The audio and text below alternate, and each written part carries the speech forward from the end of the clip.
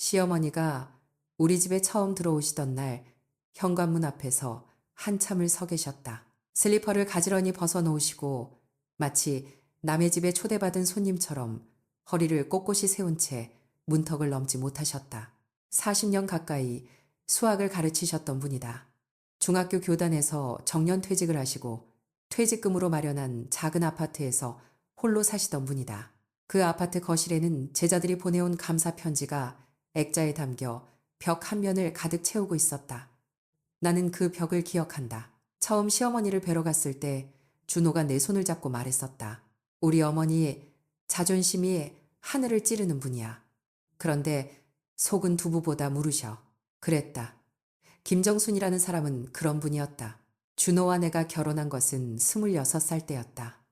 준호는 대학에서 경영학을 전공하고 작은 회사에 다니고 있었고 나는 어린이집에서 아이들을 돌보는 보육교사였다. 넉넉하지는 않았지만 둘이서 아끼면 충분히 살 수 있는 살림이었다. 신혼에 우리는 경기도 외곽의 작은 빌라에서 살았고 매달 월급을 모아 언젠가 조금 더 넓은 집으로 옮기자고 약속했다. 시어머니는 서울의 그 아파트에서 혼자 사시며 가끔 반찬을 해서 보내주셨다. 깍두기를 담그시면 꼭 전화를 하셨다. 미수가 준호가 어릴 때부터 깍두기를 좋아했어. 국물이 익으면 보낼 테니까 냉장고 비워놔. 그 시절은 평온했다. 아니, 평온했다고 지금에 와서야 말할 수 있다. 사람은 행복한 순간에는 자기가 행복한 줄을 잘 모른다. 그저 내일도 오늘 같을 거라고 당연하다는 듯이 숨을 쉰다. 문제는 결혼 3년째 되던 해에 시작되었다. 준호가 회사를 그만두고 식당을 하겠다고 했을 때 나는 반대하지 못했다. 아니, 솔직하게 말하면 반대할 용기가 없었다. 준호의 눈이 오랜만에 반짝이고 있었기 때문이다. 회사에서 매일 야근을 하며 지쳐가던 남편이 자기 손으로 무언가를 만들어 보겠다고 말하는데 그 열정 앞에서 나는 고개를 끄덕였다. 시어머니도 같은 마음이셨을 것이다. 아들이 원하는 길을 가겠다는데 어머니가 어찌 맞겠는가. 준호는 대출을 받아 작은 한식당을 열었다. 처음 몇 달은 괜찮았다. 점심시간에 근처 회사원들이 몰려왔고 저녁에는 동네 사람들이 소주를 기울이며 김치찌개를 시켰다. 나는 낮에는 어린이집에서 일하고 밤에는 식당에 가서 설거지를 도왔다. 손이 트고 허리가 아팠지만 불평하지 않았다. 우리가 함께 만드는 것이라고 생각했으니까. 그러나 식당은 1년을 버티지 못했다.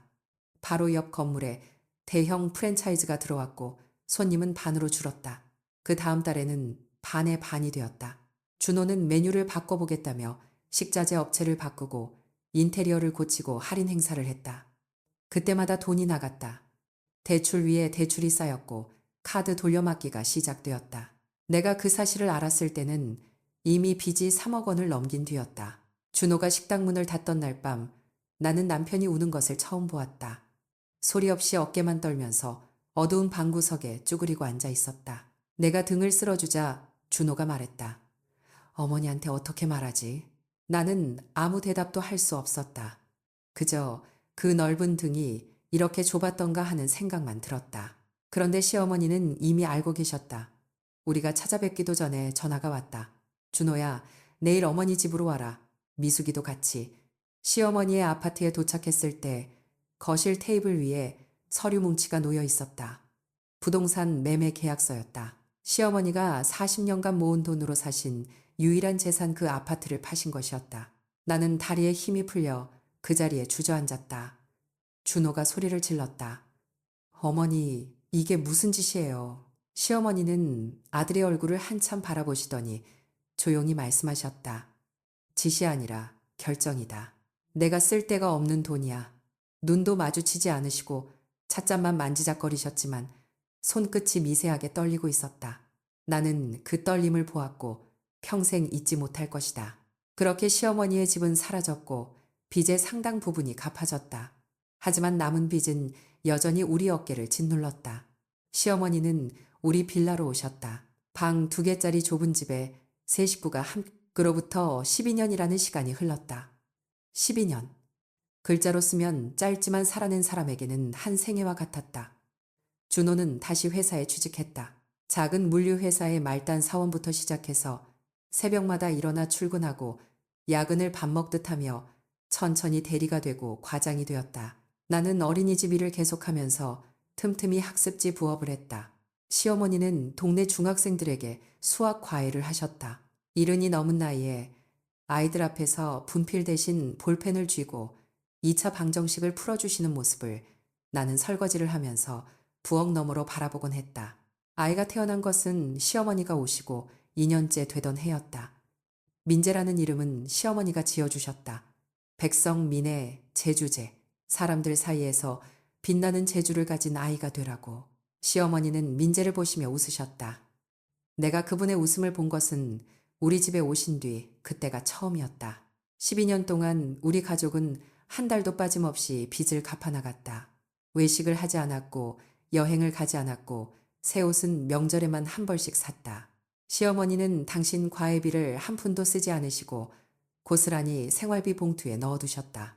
그 봉투를 발견할 때마다 나는 가슴이 아렸지만 돌려드리면 오히려 서운해하실 분이라는 것을 알았기에 감사합니다 하고 받았다. 그리고 마침내 작년 겨울 마지막 빚을 갚았다. 준호가 은행에서 대출 완납 확인서를 받아온 날 우리 셋은 식탁에 둘러앉아 아무 말도 하지 못했다. 민재만 10살 아이답게 신나서 떠들었다. 아빠, 이제 우리 치킨 시켜도 돼. 준호가 웃었다. 시어머니도 웃으셨다. 나는 웃다가 울었다. 12년이라는 무게가 한꺼번에 쏟아져 내리는 것 같았다. 지금 우리 가족은 빌라에서 조금 더 넓은 전세 아파트로 이사했다. 방이 3개라. 시어머니도 당신만의 방을 가지게 되셨다. 민재는 초등학교 4학년이고 준호는 차장 승진을 앞두고 있다. 나는 여전히 어린이집에서 일한다. 매일 아침 시어머니가 식탁에 미역국을 올려놓으시고 민재의 머리를 빗겨주시고 현관에 서서 우리를 배웅하신다. 그 모습을 볼 때마다 나는 생각한다. 우리가 지켜낸 것이 이것이구나. 이 평범한 아침이 서로의 밥을 챙기는 이 손길이 12년의 무게를 감당하고 나서야 겨우 얻은 것이구나. 창밖으로 봄볕이 들이온다. 시어머니 방 창가에 놓인 화분에 새싹이 올라오고 있다. 모든 것이 괜찮아질 것만 같은 계절이다. 하지만 나는 모르고 있었다. 그 봄이 우리에게 다시 한번 무엇을 가져올지 그때의 나는 아무것도 모르고 있었다. 처음 이상함을 느낀 건 계란이었다. 어느 토요일 아침 민재 도시락에 넣을 삶은 계란을 꺼내려고 냉장고 문을 열었는데 계란판이 3개나 쌓여 있었다. 30개. 분명 이틀 전에도 한 판이 있었고 그 전날 어머니가 장을 다녀오셨다는 말씀을 들은 기억이 났다. 나는 고개를 갸웃하며 웃었다. 어머니, 우리 집이 양계장도 아니고 계란이 왜 이렇게 많아요? 어머니는 식탁에서 신문을 펼치고 계시다가 안경 너머로 나를 힐끗 보셨다. 뭔 소리야, 냉장고에 계란이 하나도 없길래 사왔지. 당연하다는 투였다. 나는 더 말하지 않았다. 그냥 어머니가 깜빡하신 거겠거니 했다. 70이 넘으면 누구나 그럴 수 있다고 그렇게 생각했다. 그런데 그 다음 주에도 계란이 또 늘어 있었다. 냉장고 문쪽 칸에 2판 아래 서랍 위에 1판, 도합 45개. 나는 그제야 조금 묘한 기분이 들었다. 어머니에게 다시 여쭤보았다. 이번에도 같은 대답이 돌아왔다. 계란이 떨어진 것 같아서 사왔다는 말. 어머니의 눈은 또렷했고 목소리는 단호했다. 그 단호함 때문에 오히려 내가 잘못 기억한 건가 싶을 정도였다. 수학교사 40년을 하신 분이다. 숫자에 관해서라면 누구보다 정확한 분이었다. 나는 슬그머니 계란 1판을 이웃집에 나눠드리고 냉장고 문을 닫았다. 봄비가 내린 어느 저녁이었다. 퇴근하고 현관문을 여는 순간 매캐한 냄새가 코를 찔렀다. 태운 것도 아니고 무언가 달콤하면서도 쏘는 설명하기 어려운 냄새였다. 급히 부엌으로 들어가니 어머니가 가스레인지 앞에 서 계셨다. 냄비 안에는 된장찌개가 부글부글 끓고 있었는데 한 숟가락 떠서 맛을 보는 순간 나는 숨이 미을 뻔했다. 짠맛이 아니라 설탕 맛이었다. 된장찌개에 설탕이 2세, 숟가락은 들어간 것 같았다. 어머니, 이거 설탕 넣으셨어요. 내가 조심스럽게 말하자 어머니는 이게 무슨 소리냐며 양념통을 들어보이셨다. 소금이라고 적혀 있었다. 그런데 통 안에 든 것은 분명히 설탕이었다. 누군가 통을 바꿔놓은 것인지 어머니가 담으실 때 잘못 넣으신 것인지 알 수 없었다. 어머니는 자신의 된장찌개가 맛이 이상하다는 것을 인정하지 않으셨다. 직접 한 숟가락 드시고도 원래 이 맛이라며 고개를 끄덕이셨다. 그 모습이 무서웠다. 맛을 못 느끼시는 것인지 느끼면서도 인정하지 않으시는 것인지 나는 판단할 수가 없었다. 그날 밤 민재를 재우고 거실 소파에 나란히 앉은 준호에게 나는 조용히 말했다. 어머니, 요즘 좀 이상한 것 같아. 준호는 텔레비전 화면에서 눈을 떼지 않은 채 뭐가 이상한데 하고 물었다. 나는 계란 이야기를 했고 된장찌개 이야기를 했다. 준호는 고개를 돌려 나를 보았다. 그의 얼굴에 짜증도 아니고 걱정도 아닌 어딘지 모르게 방어적인 표정이 스쳤다. 엄마가 70이 넘었으니 그럴 수도 있지. 뭘 그렇게까지. 나도 그 말을 믿고 싶었다. 나이 탓이라면 얼마나 좋겠는가. 그래서 나는 더 이상 말하지 않았다. 하지만 봄이 깊어지면서 이상한 일들은 점점 무시할 수 없는 빈도로 찾아왔다. 어머니는 같은 이야기를 하루에 서너 번 반복하셨다. 민재가 학교에서 받아온 상장 이야기를 아침에 해주셨는데 점심때 또 하시고 저녁에 또 하셨다. 민재가 할머니 그 얘기 아까 했잖아 하고 웃으며 말하면 어머니는 눈을 크게 뜨시며 내가 언제 하셨다. 그 눈이 진심이었다. 연기가 아니었다. 나는 민재에게 몰래 눈짓을 해서 더 이상 말하지 말라고 했다. 10살짜리 아이는 고개를 갸웃했지만 순순히 입을 다물었다. 결정적이었던 것은 김장철도 아닌 5월에 벌어진 김치 사건이었다. 어머니는 새벽부터 배추 5포기를 사오셔서 큰 대야에 절이기 시작하셨다. 봄김치를 담그시겠다고 하셨다. 나는 출근을 해야 했기에 부엌을 어머니께 맡기고 집을 나섰다. 그런데 오후에 퇴근해서 대야를 열어본 순간 배추 표면에 하얀 알갱이가 잔뜩 묻어 있었다. 손끝으로 찍어 맛을 보았다. 달았다. 설탕이었다. 소금 대신 설탕을 부어 배추를 절이신 것이다. 5포기 전부. 나는 대야 앞에 쪼그리고 앉아서 한참 동안 배추를 바라보았다. 웃음이 나올 것 같으면서도 나오지 않았다.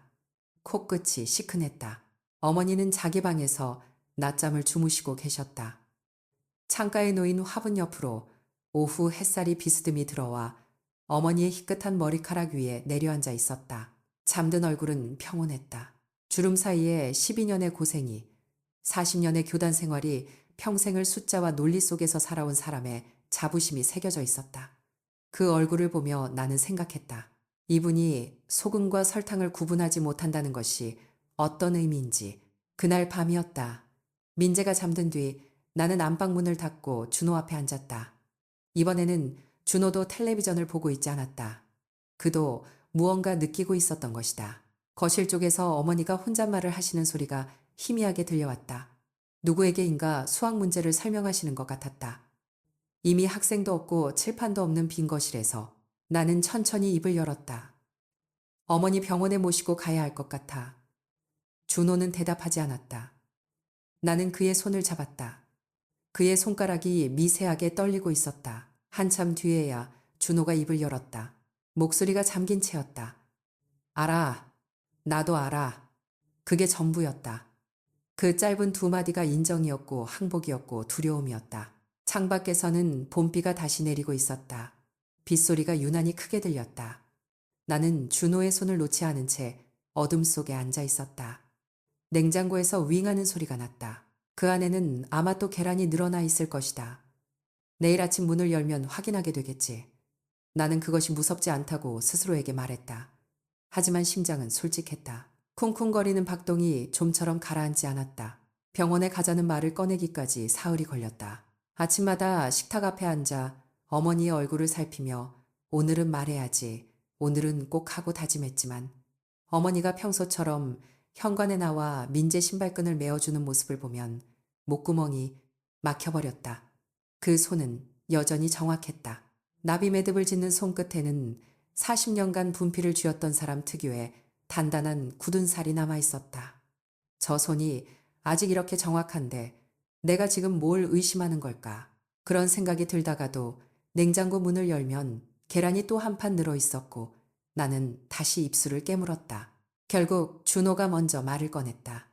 토요일 아침 민재를 태권도 학원에 보낸 뒤 준호가 어머니 방 앞에 무릎을 꿇었다. 어머니, 건강검진 한번 받으시죠. 나이 70이 넘으셨는데 종합검진 한번 안 받으시면 저희가 불효입니다. 준호의 목소리는 평소보다 반톤 높았고 양손은 무릎 위에서 가지런히 떨리고 있었다. 어머니는 돋보기 너머로 아들을 내려다보더니 가볍게 콧바람을 불었다. 나 어디 아픈 데 없다. 괜히 병원에 가서 없는 병 만들지 마라. 예상했던 반응이었다. 하지만 준호는 물러서지 않았다. 며칠 전 미숙이와 나눈 그 밤의 대화가 비오는 창밖을 바라보며 떨리는 손으로 서로의 손가락을 맞잡던 그 순간이 아들의 등을 떠밀고 있었다. 어머니, 저도 같이 받겠습니다. 저도 요즘 소화가 안 돼서요. 같이 가시죠. 어머니는 한참 동안 아들의 얼굴을 들여다보았다. 그 시선 속에 무언가가 스쳤다. 의심이었을까, 불안이었을까, 혹은 자신도 감지하고 있었으나 끝까지 인정하고 싶지 않았던 어떤 균열의 자각이었을까.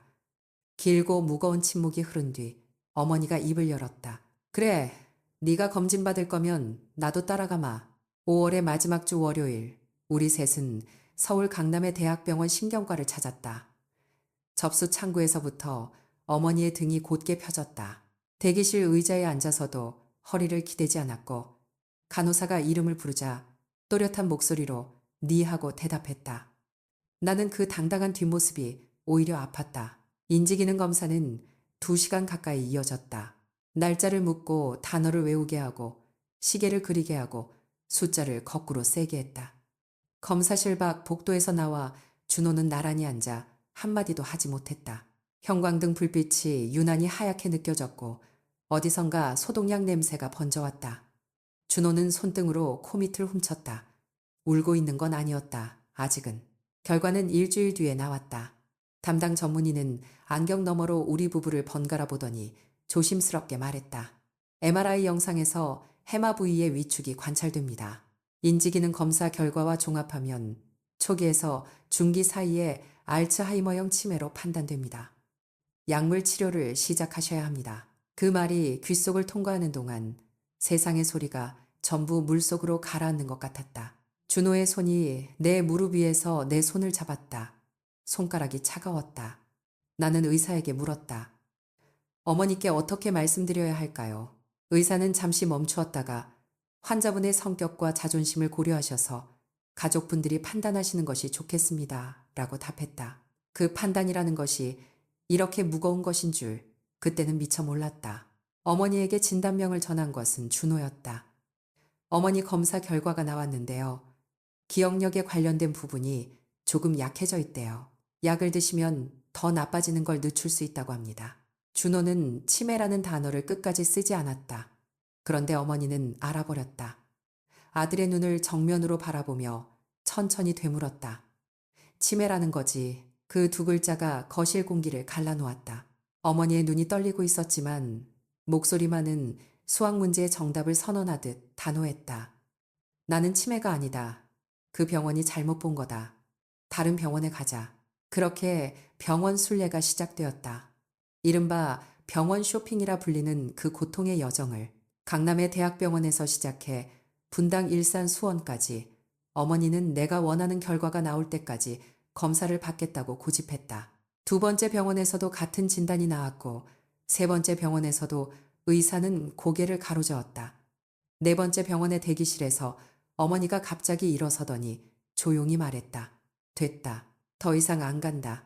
그 목소리에 체념이 섞여 있었는지 아니면 끝까지 인정을 거부하겠다는 의지가 실려 있었는지 나는 아직도 분간하지 못한다. 아마 둘 다였을 것이다. 약을 드시게 하는 것은 또 다른 전쟁이었다. 어머니는 처방된 약봉지를 식탁 위에 놓아두면 손도 대지 않았다. 아프지도 않은데 약을 먹어서 뭘 하느냐고 나를 병신 만들 셈이냐고 낮은 목소리로 으르렁거렸다. 준호와 나는 밤마다 이마를 맞대고 방법을 궁리했다. 결국 찾아낸 것이 토마토 주스였다. 어머니가 유일하게 즐겨 드시는 음료. 나는 매일 아침 약을 잘게 부수어 토마토 주스에 섞었다. 빨간 주스 속에 하얀 가루가 녹아드는 것을 바라보며 내가 지금 효도를 하는 것인지 기만을 하는 것인지 경계가 흐려지는 것을 느꼈다. 어머니는 아무것도 모른 채 잔을 비웠고 나는 빈잔을 씻으며 매번 고개를 숙였다. 어머니 죄송합니다. 속으로 중얼거리는 그 사과를 어머니는 영영 듣지 못할 것이었다. 6월이 되었다. 어느 토요일 오후 현관벨이 울렸다.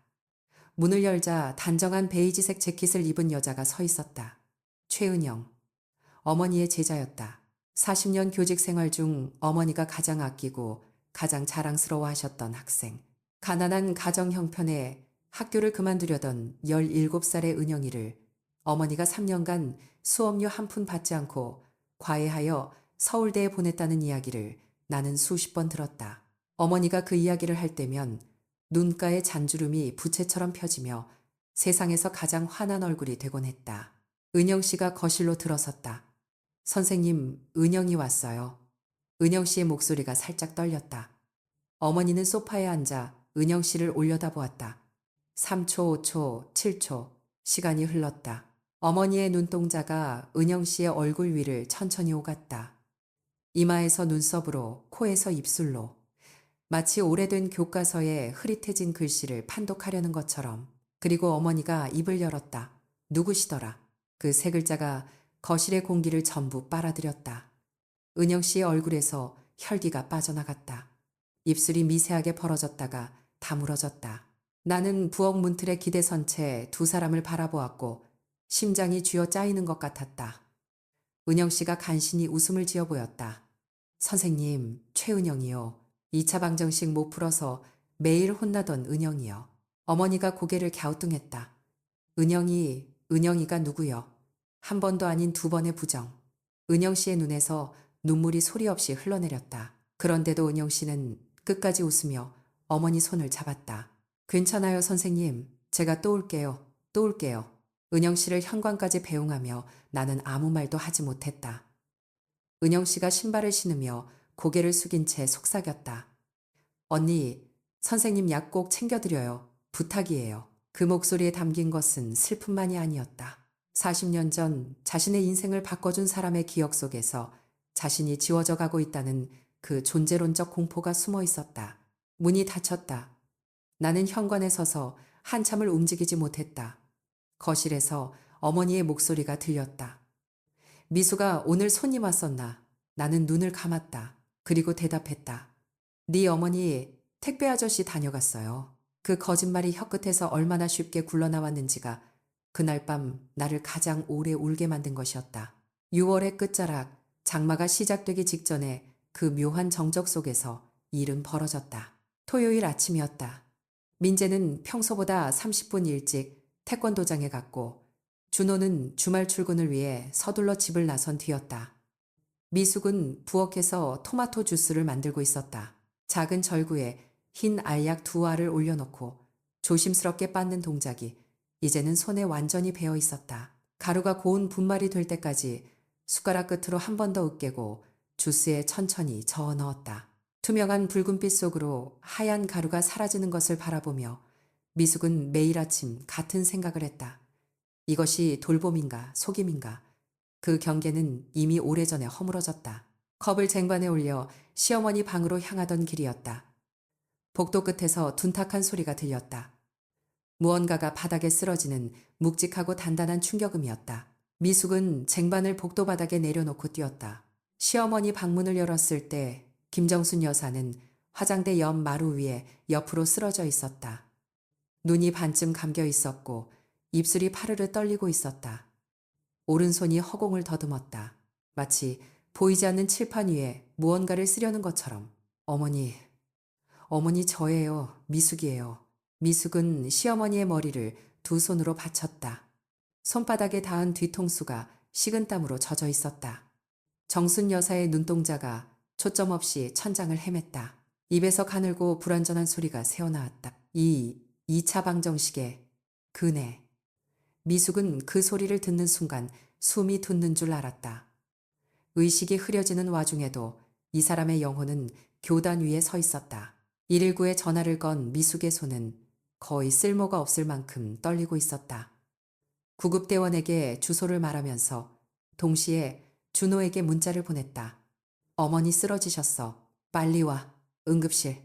그 짧은 문장 하나를 보내는데 3번을 틀렸다. 구급차가 오기까지의 7분이 70분처럼 느껴졌다.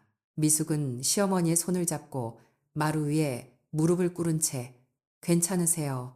어머니 괜찮으실 거예요. 라는 말을 기계적으로 반복했다. 그 말이 누구를 위한 것인지는 자신도 알 수 없었다. 응급실에서의 기억은 잘게 부서진 유리 조각처럼 흩어져 있었다. 형광등 아래 하얀 벽. 구급차 안에서 산소 마스크를 쓴 시어머니의 얼굴. 접수 창구에서 주민등록 번호를 말하는 자신의 목소리. 준호가 도착한 것은 1시간 뒤였다. 넥타이가 비뚤어져 있었고 구두 한 짝의 끈이 풀려 있었다. 그는 아무 말 없이 미숙의 옆에 앉았다. 두 사람은 복도 의자에 나란히 앉아 중환자실 문 위에 빨간 불이 꺼지기를 기다렸다. 벽시계의 초침 소리가 비정상적으로 크게 들렸다. 의사가 나온 것은 오후 3시가 넘어서였다. 젊은 남자 의사였다. 신경외과 전문이라고 했다. 그는 복도 끝 상담실로 두 사람을 안내했다. 형광등이 미세하게 깜빡이는 좁은 방이었고 책상 위에 MRI 영상이 컴퓨터 화면에 떠 있었다. 미숙은 그 화면을 보는 순간 가슴 한가운데가 물리적으로 함몰되는 감각을 느꼈다. 뇌의 단면 영상 위에 하얗고 불규칙한 덩어리가 있었다. 주변 조직을 밀어내고 경계를 잠식하고 자기 영역을 넓혀가고 있는 것이 한눈에도 보였다. 의사의 말은 차분하고 정확했다. 교모세포종 사기 4단계. 악성 뇌종양이 좌측 측두엽에서 해마 영역까지 침범하고 있습니다. 기존에 진단받으셨던 알츠하이머 증상이 비정상적으로 빠르게 진행된 것도 이 종양이 인지 기능 저하를 가속시켰기 때문으로 보입니다. 미숙은 의사의 입이 움직이는 것을 보았지만 어느 순간부터 소리가 들리지 않았다. 마치 물속에 잠긴 것처럼 모든 것이 느려지고 뭉개졌다. 옆에서 준호가 질문을 했다. 수술하면 낫나요? 의사가 대답했다. 완치를 보장할 수는 없습니다. 그러나 종양을 제거하지 않으면 3개월에서 6개월 이내에 의식이 완전히 소실될 수 있고 생존 기간은 1년 이내로 예상됩니다. 수술을 하면요. 종양의 위치와 크기를 고려하면 대규모 개두술이 필요합니다. 이후 방사선 치료와 항암 치료를 병행해야 하고 총 비용은 최소 2억 원 이상으로 예상됩니다. 2억 원. 그 숫자가 미숙의 머릿속에서 울렸다. 메아리처럼 끝없이 사방벽에 부딪히며 되돌아왔다. 2억 원은 정확히 이 가족이 12년 동안 피와 땀으로 모은 전 재산이었다. 현재 살고 있는 전세 보증금, 그것이 전부였다. 저축도 보험도 따로 모아둔 비상금도 없었다. 12년 전에 3억이라는 빚더미에서 간신히 빠져나온 이 가족에게 여유 자금이라는 것은 존재하지 않았다. 전세금 2억 원을 빼면 이 가족에게 남는 것은 문자 그대로 아무것도 없었다. 상담실을 나왔을 때 복도는 텅 비어 있었다. 준호는 벽에 등을 기대고 서 있었다. 미숙은 그의 얼굴을 올려다보았다. 준호의 눈이 붉었지만 눈물은 흐르지 않았다. 그 건조한 슬픔이 오히려 더 무서웠다. 준호가 말했다. 전세금을 빼야 해. 미숙은 고개를 끄덕였다. 알아.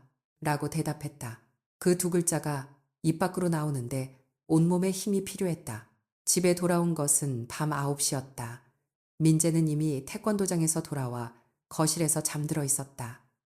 텔레비전 불빛이 아이의 둥근 볼 위로 깜빡이고 있었다. 미숙은 아이에게 이불을 덮어주고 준호와 함께 부엌 식탁에 마주 앉았다. 식탁 위에 계산기를 올려놓았다. 전세금 2억 원, 수술 및 치료비 최소 2억 원, 이사 비용 당장의 생활비, 민재 학원비. 숫자를 눌러볼수록 현실은 더 잔인해졌다. 반지하라고 준호가 말했다. 전세금을 빼고 반지하로 가면 보증금 2천에 월세 50으로도 구할 수 있어. 미숙은 그 말을 들으며 시어머니의 얼굴을 떠올렸다. 15년 전 자신의 유일한 재산이었던 아파트를 팔아 아들의 빚을 갚아주던 그 단호한 얼굴을. 그때 정순 여사는 이렇게 말했었다. 집은 다시 사면 되지만 사람은 다시 살 수 없다. 그 말이 지금 정확히 같은 무게로 미숙에게 돌아오고 있었다. 미숙은 계산기 위에 손을 올렸다. 손가락 끝이 차가웠다. 부엌 창문 너머로 가로등 불빛이 아파트 단지의 화단을 비추고 있었다. 저 풍경을 곧 잃게 될 것이라는 사실이 수술 결과가 어떻게 될지 모른다는 공포가, 다시 빚더미 위에 올라서야 한다는 절망이 한꺼번에 밀려왔다. 미숙은 울지 않았다. 울 수 없었다. 12년 전에도 울지 않았다. 울면 멈추게 되고 멈추면 무너진다는 것을 이미 알고 있었기 때문이다. 내일 부동산에 가자라고 미숙이 말했다. 준호가 고개를 숙였다. 어깨가 한번 크게 떨렸다. 미숙은 손을 뻗어 남편의 손등 위에 자신의 손을 올렸다. 두 사람의 손 위로 부엌 형광등의 하얀 빛이 내려앉았다. 그 빛이 유난히 차갑게 느껴지는 6월의 밤이었다. 반지하로 이사한 것은 7월 첫째 주였다. 짐을 옮기는 날 비가 내렸다. 장마가 시작된 것이었다. 2, 3일 전부터 예보에 나온 소식이었지만 이삿날을 미룰 여유 따위는 없었다.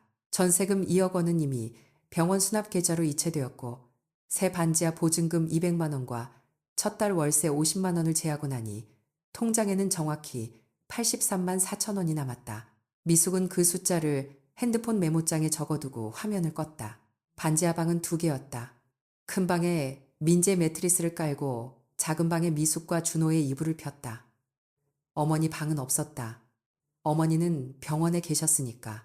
그래도 미숙은 큰 방구석에 어머니의 베개를 하나 가져다 놓았다. 민재가 물었다. 엄마 이거 할머니 거야. 미숙은 그렇다고 대답했다. 민재는 더 묻지 않았다. 10살짜리 아이의 침묵이 어른의 침묵보다 무거울 때가 있다는 것을 미숙은 그날 알았다. 수술은 7월 셋째 주로 잡혔다.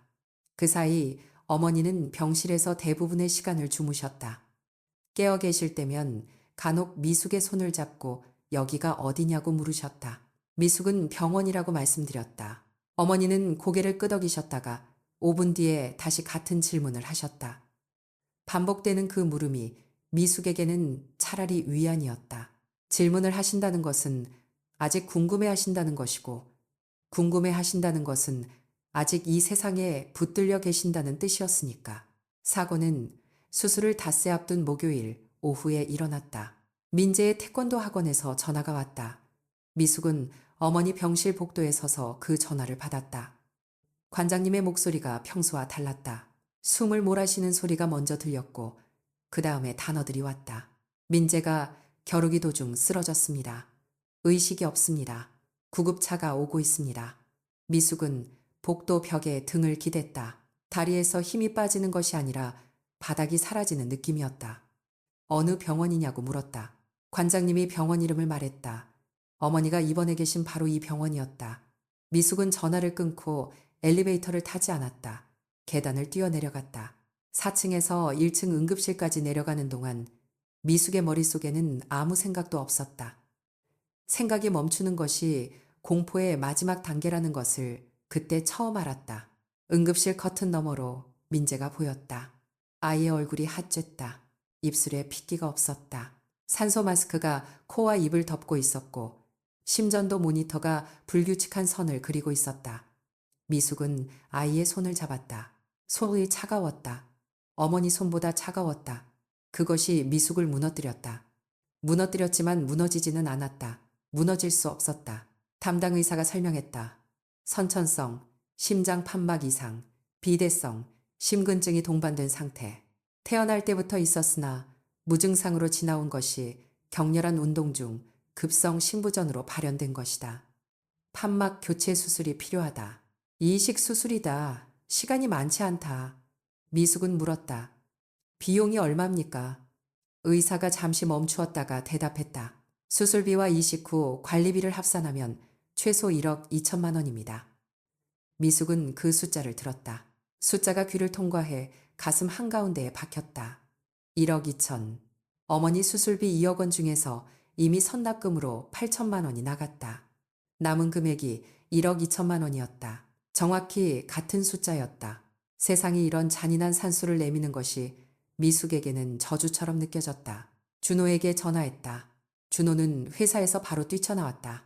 30분 뒤 응급실에 도착한 준호의 얼굴을 보는 순간 미숙은 남편이 이미 같은 계산을 끝냈다는 것을 알았다. 두 사람은 응급실 밖 벤치에 나란히 앉았다. 장마비가 병원 유리창을 두드리고 있었다. 준호가 입을 열었다. 어머니 수술을 취소하면 거기서 말이 끊겼다. 미숙은 대답하지 않았다. 대답할 수 없었다. 어머니의 생명과 아들의 생명 사이에 놓인 1억 2천만 원이라는 숫자 앞에서 인간의 입이 할 수 있는 말은 존재하지 않았다. 그 밤 미숙은 어머니 병실에 올라갔다. 어머니는 깨어 계셨다.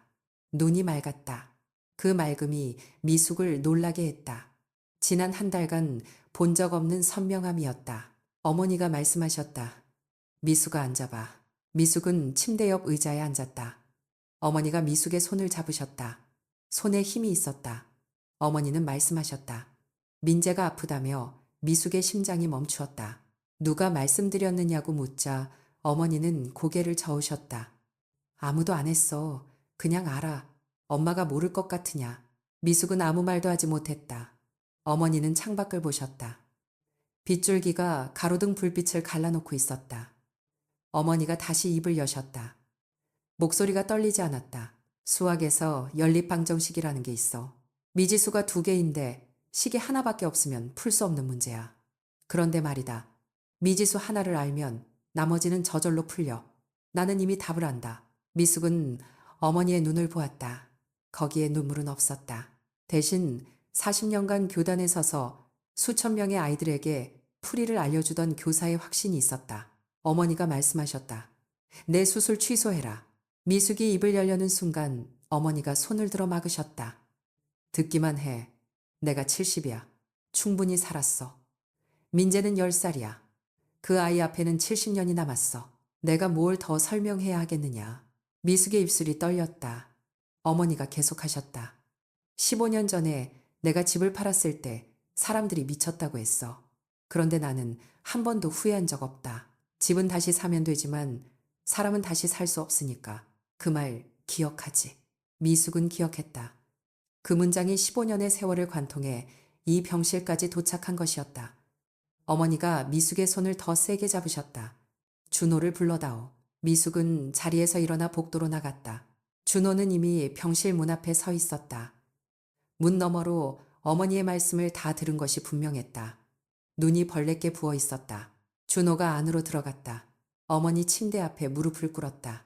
어머니가 아들의 머리를 쓰다듬으셨다. 준호야, 네가 내 아들로 태어나 준 것만으로도 내 인생은 의미가 있었다. 그런데 네가 그 아이의 아버지가 되어준 것, 그것이 내가 이 세상에 남긴 가장 완벽한 답이야. 그러니까 그 답을 지워지게 하지 마라. 준호의 어깨가 흔들렸다. 소리 없이 흔들렸다. 미숙은 병실문 옆에 서서 남편의 등을 바라보았다. 어머니가 말씀하셨다. 울지 마라. 내가 수학을 가르치면서 제일 많이 한 말이 뭔지 아느냐. 풀 수 있는 문제에 시간을 써라. 풀 수 없는 문제 앞에서 울지 말고 풀 수 있는 문제를 풀어라. 민재를 살려. 그게 풀 수 있는 문제야. 창밖의 비가 잠시 약해졌다. 병실의 형광등이 희미하게 깜빡였다. 어머니는 천장을 올려다보셨다. 눈가에 비로소 물기가 맺혔다. 하지만 그것은 슬픔의 눈물이 아니었다. 미숙은 알았다. 어머니가 웃고 계셨다. 아주 옅게, 아주 고요하게. 자신의 마지막 문제를 스스로 풀어낸 사람의 얼굴이었다. 그 밤 이후로 미숙은 잠을 자지 못했다. 정확히 말하면 잠이 오지 않은 것이 아니라 눈을 감을 수가 없었다. 눈을 감으면 민재의 창백한 얼굴이 보였고 그 위로 어머님의 미소가 겹쳤다. 두 얼굴이 포개질 때마다 미숙의 심장은 누군가 손으로 비틀어 짜는 것처럼 아팠다. 병원 복도의 형광등은 새벽 3시에도 나처럼 밝았다. 미숙은 어머님 병실과 민재가 있는 응급중환자실 사이의 복도 플라스틱 의자 위에 앉아 있었다. 준호는 민재 옆 간이 침대에서 아이의 손을 잡은 채 고개를 떨구고 있었고 미숙은 그 모습을 문틈으로 확인한 뒤 복도로 나와 벽에 등을 기댔다. 장마비가 유리창을 두드리는 소리가 복도 끝까지 울려 퍼졌다. 다음날 아침 미숙은 어머님의 담당 신경외과 전문의를 찾아갔다. 수술 취소 의사를 전하는 미숙의 목소리는 놀라울 만큼 담담했다. 의사가 안경 너머로 미숙을 한참 바라보다가 낮은 목소리로 물었다. 환자 본인의 의사가 맞느냐고. 미숙은 고개를 끄덕였다. 어머님이 직접 말씀하셨습니다. 아이를 살려달라고요. 의사는 볼펜을 내려놓고 한동안 아무 말도 하지 않았다. 그날 오후 미숙의 전화기가 울렸다. 화면에 뜬 이름은 최은영이었다. 은영 씨의 목소리는 떨리고 있었다. 어머님 수술 취소하셨다는 말씀을 들었어요. 미숙은 멈칫했다. 어떻게 아셨어요? 은영은 잠시 숨을 고른 뒤 말했다. 담당 간호사님이 제 번호를 갖고 계셨거든요. 지난번 면회 왔을 때 남겼습니다. 어머님이 저를 못 알아보시던 그날요. 미숙은 복도벽에 기대어 조용히 들었다. 은영의 목소리가 잠시 끊겼다가 다시 이어졌다. 형수님, 제가 가만히 있을 수가 없습니다. 선생님이 저한테 해주신 일을 이 세상 어떤 돈으로도 갚을 수 없는 걸 알지만 그래도 제가 할 수 있는 게 있다면 해야 하지 않겠습니까? 미숙은 대답 대신 입술을 깨물었다. 전화기를 쥔 손가락 끝이 하얗게 질렸다. 은영은 그날 밤부터 움직이기 시작했다. 나중에 미숙이 전해 들은 바로는 은영이 가장 먼저 연락한 곳은 어머님이 30년간 재직하셨던 영신여자중학교 동문회였다. 은영은 그곳에서 어머님의 제자 명단을 확보했고 하나하나 전화를 돌렸다. 밤 11시가 넘도록 새벽 1시가 넘도록 은영은 전화기를 내려놓지 않았다고 했다. 소식은 생각보다 빠르게 퍼졌다. 이틀째 되는 날 미숙의 계좌로 입금 알림이 들어오기 시작했다. 30만 원, 50만 원, 100만 원. 보내는 이의 이름 옆에는 하나같이 같은 문구가 붙어 있었다. 김정순 선생님 제자 올림. 미숙은 핸드폰 화면을 바라보며 처음으로 무릎이 풀렸다. 병원 화장실 칸안에 쪼그리고 앉아 그래도 소리는 내지 않았다. 울지 않겠다고 다짐한 것이 아니라 울음이 목 안에서 굳어나오지 못하는 것이었다. 셋째 날 저녁 은영이 병원으로 직접 찾아왔다. 은영의 뒤에는 중년의 남자가 한 명 서 있었다. 키가 크고 어깨가 넓었으며 짙은 감색 코트를 입고 있었는데 미숙은 그 얼굴을 본 적이 없었다. 은영이 조심스럽게 소개했다. 형수님, 이분은 박도현 씨입니다. 어머님의 제자예요. 박도현이라는 이름은 미숙에게 낯설었다. 그러나 은영이 설명을 이어갔을 때 미숙의 입이 천천히 벌어졌다. 박도현 씨는 어머님이 영신여 중에 계실 때의 제자인데요. 당시 형편이 매우 어려웠다고 합니다.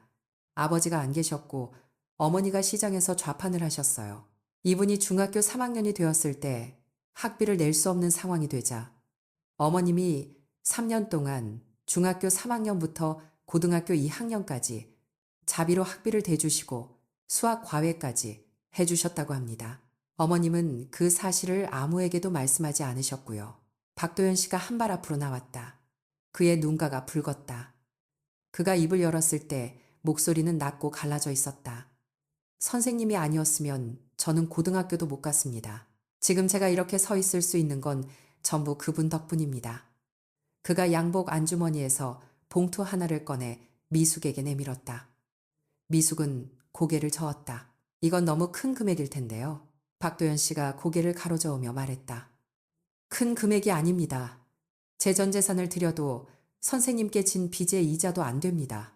봉투 안에는 수표가 들어 있었다. 1억 8천만 원. 미숙의 손이 떨렸다. 은영이 옆에서 조용히 말했다. 제자들이 모은 금액까지 합하면 형수님, 두 분 수술비 다 됩니다. 미숙은 그 자리에 서서 한참 동안 아무 말도 하지 못했다.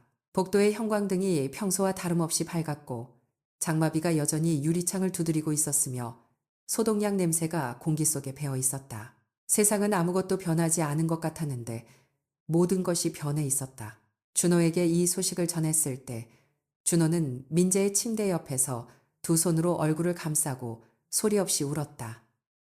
미숙은 남편의 등을 쓸어내리며 처음으로 생각했다. 어머님이 뿌린 씨앗이 30년이 지나서 이렇게 돌아올 수도 있는 것이구나.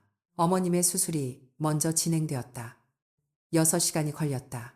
민재의 판막 치환 수술은 그 이틀 뒤에 이루어졌고 4시간 반이 소요되었다. 미숙은 2번의 수술 동안 같은 대기실, 같은 의자에 앉아 같은 자세로 같은 벽에 같은 얼룩을 바라보았다. 2번 모두 집도이가 수술실 문을 열고 나와 수술이 잘 되었다고 말했을 때 미숙은 고개만 끄덕였다. 어머님이 중환자실에서 일반 병실로 옮겨진 것은 수술 후 닷새째 되는 날이었다. 그날 오후 미숙이 병실 문을 열었을 때 안쪽의 풍경에 발걸음이 멈추었다. 병실 안에 사람이 가득했다. 은영이 침대 옆에 서 있었고 박도연 씨가 창가에 서 있었고 미숙이 한 번도 만난 적 없는 중년의 여자들과 남자들이 벽을 따라 줄지어 서 있었다. 누군가는 꽃을 들고 있었고 누군가는 양손을 모은 채 고개를 숙이고 있었다. 조용했다. 30명 가까운 사람이 좁은 병실 안에 모여 있었는데 숨소리조차 들리지 않았다. 어머님이 천천히 눈을 떴다. 한참 동안 천장을 바라보시더니 고개를 천천히 돌리셨다. 흐릿한 눈동자가 한 사람 한 사람의 얼굴 위를 지나갔다. 미숙은 어머님의 눈이 은영의 얼굴에서 멈추는 것을 보았다. 어머님의 입술이 미세하게 움직였다. 은영아. 은영의 얼굴이 한순간에 일그러졌다. 무릎이 꺾이며 침대 옆에 주저앉았다. 선생님, 저 알아보세요. 어머님은 은영의 손을 잡으셨다. 힘이 없었지만 분명히 잡으셨다. 그리고 시선을 다시 천천히 돌려 병실 안의 얼굴들을 하나하나 훑으셨다. 박도연 씨의 얼굴에서 다시 멈추셨을 때 어머님의 입가에 아주 옅은 미소가 번졌다. 도연이는 키가 이렇게 컸구나. 박도연 씨가 고개를 깊이 숙였다. 어깨가 떨리고 있었다. 어머님의 눈에 물기가 고였다. 그러나 그것은 슬픔의 눈물이 아니었다. 미숙은 알 수 있었다. 15년을 함께 살며 단 한 번도 보지 못했던 어머님의 그런 표정을, 자신이 무엇을 남겼는지를 비로소 눈앞에서 확인한 사람의 깊고 고요한 안도, 어머님의 시선이 마지막으로 미숙에게 닿았다. 가느다란 목소리가 흘러나왔다. 미숙아, 민재는 괜찮아요, 어머님. 미숙이 대답했다. 수술 잘 됐어요. 민재도 괜찮아요. 어머님이 눈을 감으셨다. 입가의 미소가 사라지지 않았다. 잠이 드신 것이었다. 미숙은 병실 문 앞에 서서 안을 바라보았다. 30여 명의 제자들이 잠든 스승의 곁을 지키고 있었다. 창밖으로 장마가 그치고 오후의 햇살이 비스듬히 병실 바닥을 비추고 있었다. 빗속의 먼지가 느리게 떠다녔다. 그제야 미숙은 울었다. 소리 없이 그러나 처음으로